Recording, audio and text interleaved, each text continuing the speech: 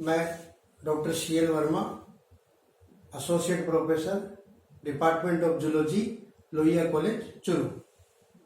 पिछले वीडियो में अपन ने लीच का हीमोसिलोमिक सिस्टम पढ़ा था।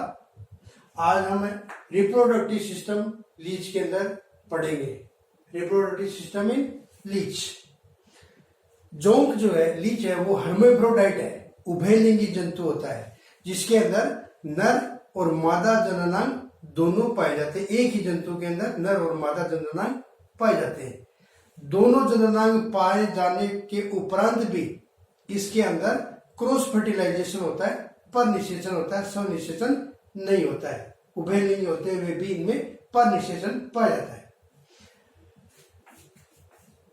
यहां पे अपने एक डायग्राम बनाया जिसमें 9वें खंड से लेकर के 22वें खंड तक दिखाया है। लीच के अंदर अपन जानते हैं कि टोटल खंडों की संख्या 33 होती है। यहां पर अपने 9 से लेकर के 22 खंड तक दिखा रखे हैं, क्योंकि मेन जो इसका रिप्रोडक्टिव सिस्टम है वो 9 से स्टार्ट होकर के लगभग और वो 22 तक खत्म होता है। तो यहां पर नर जनन तंत्र की बात करें तो ये बीचों बीच इसके वेंट्रल नर्व कॉर्ड होता है। लीच के बीचों बीच वेंट्रल नर्व कॉर्ड, और इस वेंट्रल नर्व कॉर्ड के दोनों तरफ टेस्टिस पाए जाते हैं। यहां पर टेस्टिस की संख्या 11 जोड़ी होती है, जो कि 12वें खंड से लेकर के 22वें खंड तक पाए जाते हैं। 12वें खंड से लेकर के 22वें खंड तक इसमें टेस्टिस पाए जाते हैं। 11 जोड़ी टेस्टिस पाए जाते हैं। तो ये अपन ने यहाँ पर टेस्टिस दिखा रखे हैं।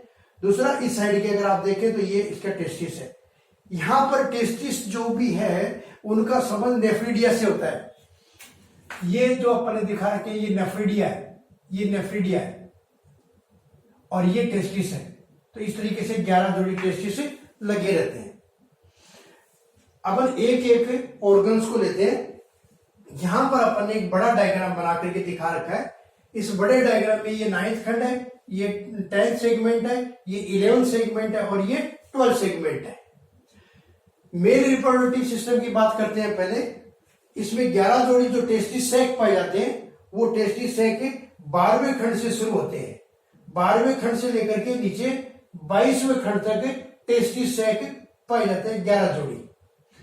प्रत्येक टेस्टिस एक्चुअल में सिलोम का पार्ट होता है। जो टेस्टिस होता है उसमें भी सिलोम का पार्ट होता है, और इसमें हीमोसिलोमिक द्रव्य भरा रहता है। ये टेस्टिस स्पर्म और ट्रिगोनिया का निर्माण करता है, और उससे आगे जाकर के स्पर्म का निर्माण होता है। यहां से स्पर्म का निर्माण होने के बाद में प्रत्येक टेस्टिस सैक से एक नलिका निकलती है, जिसका नाम है वास इफरेंसिया। वास इफरेंसिया। तो इसका मतलब वास इफरेंसिया की भी संख्या कितनी हुई?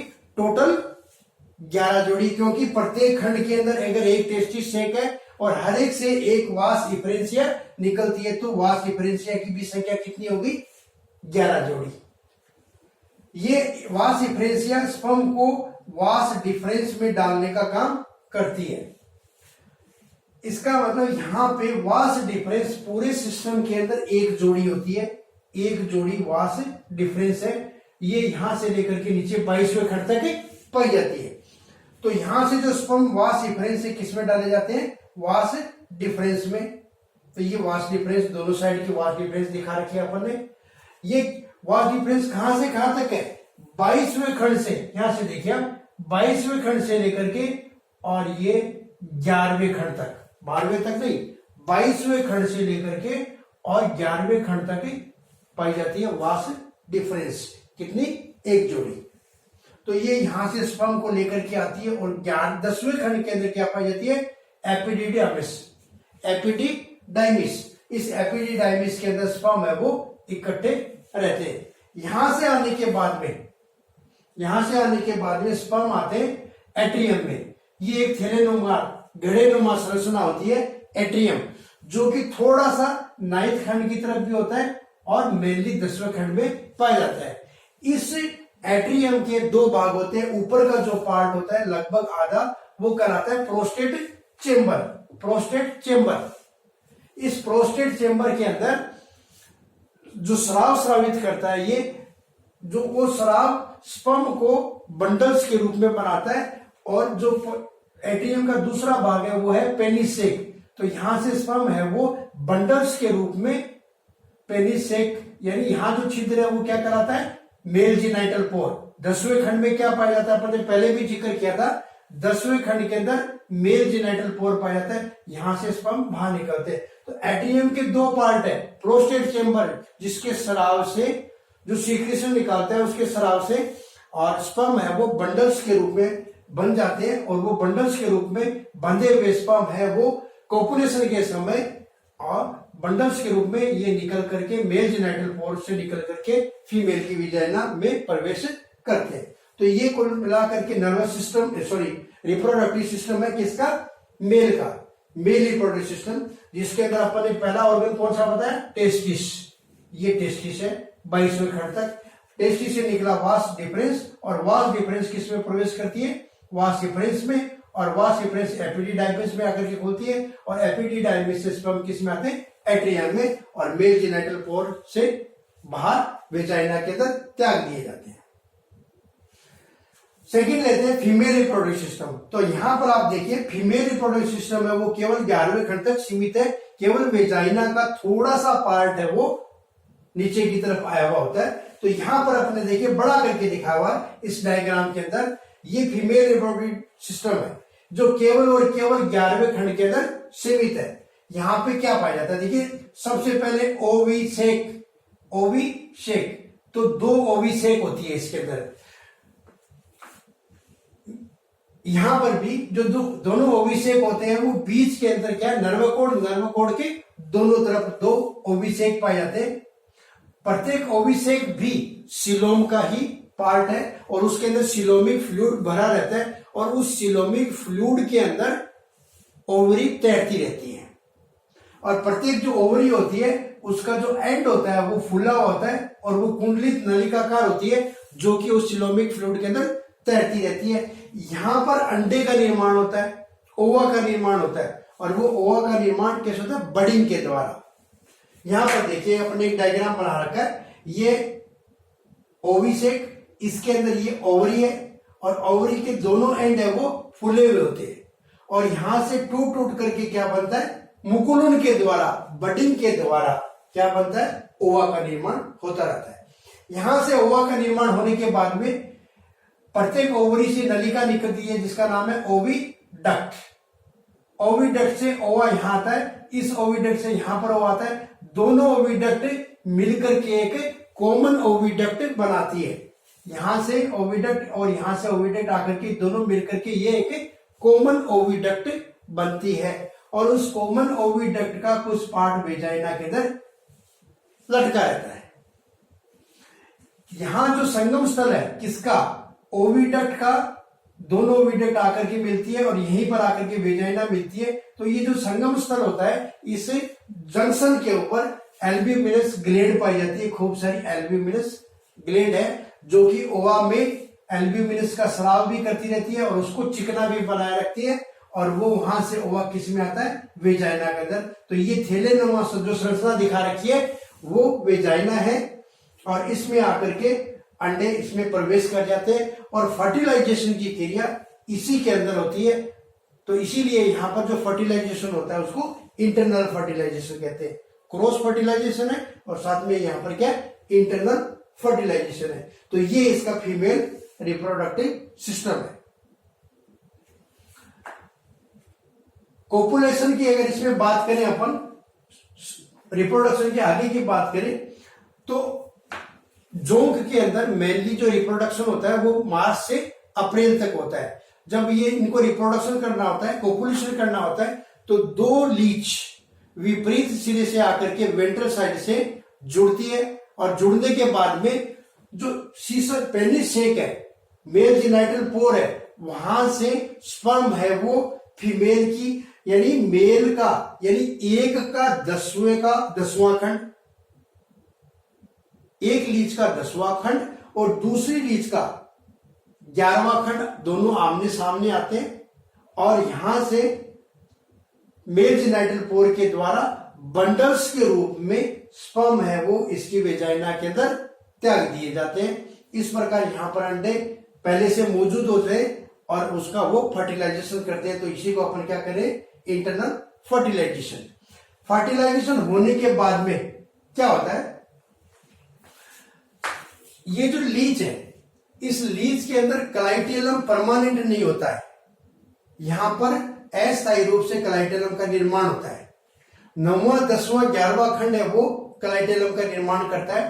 तो यहां पर देखिए, मान लीजिए ये लीच है और इस लीच के ये जो से ये खंड है 9वां 10वां 11वां 3 खंड है। इन तीनों खंडों की जो भित्ति होती है, तीनों खंडों की जो भित्ति होती है, उनमें 2 प्रकार की ग्लैंड्स पाई जाती है। एक तो है काइटिनोजेनस ग्लैंड और एक होती है एल्ब्यूमिनस ग्लैंड। काइटिनोजेनस ग्लैंड है वो इस कोकून का निर्माण करती है और एल्ब्यूमिनस ग्लैंड कोकून के अंदर एल्ब्यूमिन भरती है जो कि डेवलपिंग एम्ब्रियो का भोजन का काम करता है।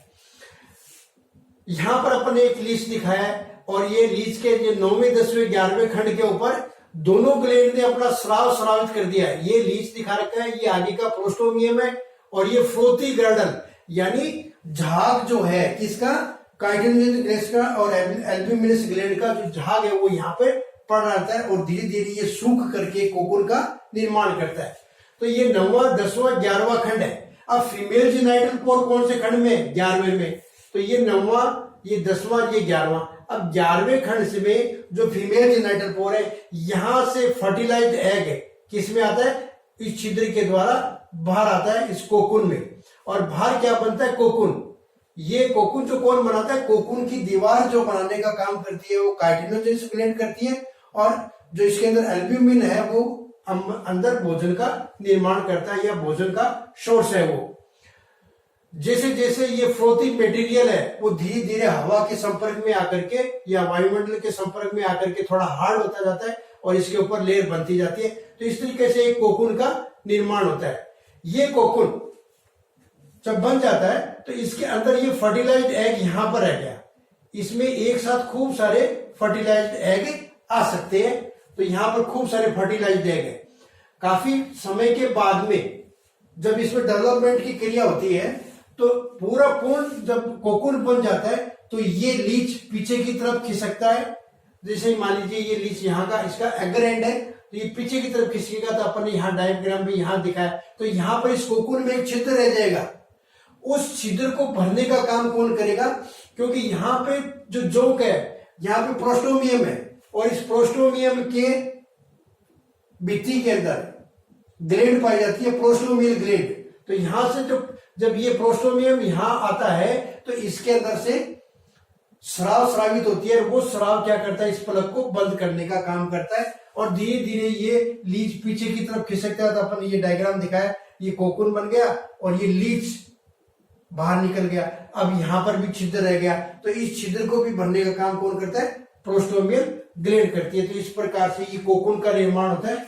ये यहाँ पर अपन ने एक कोकून देखा है। इस कोकून के अंदर क्या है, एक बाहरी लेयर है जो कि आउटर मेम्ब्रेन दिखा रखी है अपन ने, आउटर लेयर, और एक होती है इनर लेयर और अंदर इसके अंदर खूब सारा एल्ब्यूमिन भरा रहता है। ये वलयाकार होता है, अंडाकार होता है और इसकी लंबाई है वो 25 से 30 मिलीमीटर होती है और 10 से 15 मिलीमीटर के लगभग इसका व्यास होता है।